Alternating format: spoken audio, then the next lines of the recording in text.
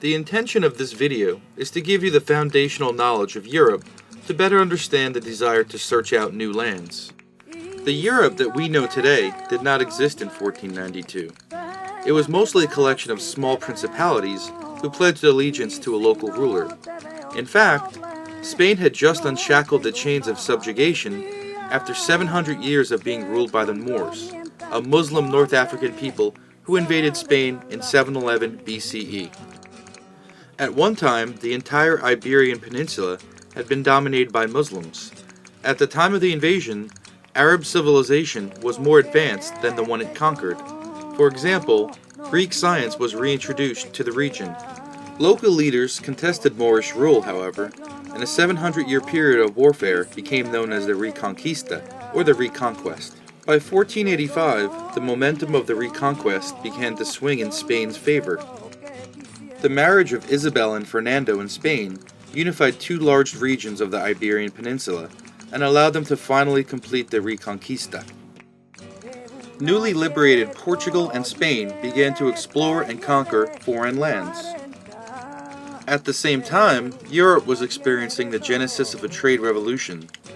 Trade was not vital to economic growth until the mid-15th century, and the economy depended more on farming. Once Western Europe began to dominate world trade, it began to influence not only the world economy, but social and political structures across the globe. As the wealth and power of Western Europe increased, the countries they conquered in America, Africa, and Asia became dependent on Western trade.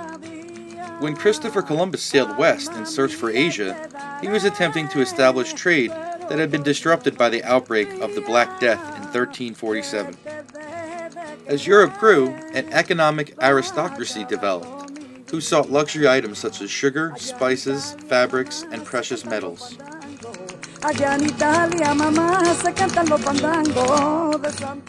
The combination of political unity, a strong monarchy, and an aggressive merchant class looking for new markets enabled Portugal to become the first of the modern European imperial nations. They began creating trading outposts on the western coast of Africa. There, they began trading with the local rulers. It was here that European goods were exchanged for slaves, the beginnings of the slave trade. The slave trade became necessary for the sugar plantation systems that the Spanish and Portuguese operated. This would carry over into the New World. Trading slaves was not simply a European practice, however. In Africa, the primary form of wealth arose from owning slaves. The African slave trade had two components: an internal trade within the continent and an external trade. The Portuguese participated in both elements. By 1492, Spain was in the middle of its golden age. It absorbed foreign influences, including Moorish art, science, customs, and the Renaissance intellectual movement known as humanism. Their discovery of the New World was both a commercial venture and a religious crusade. It was also fueled by the humanist spirit of discovery.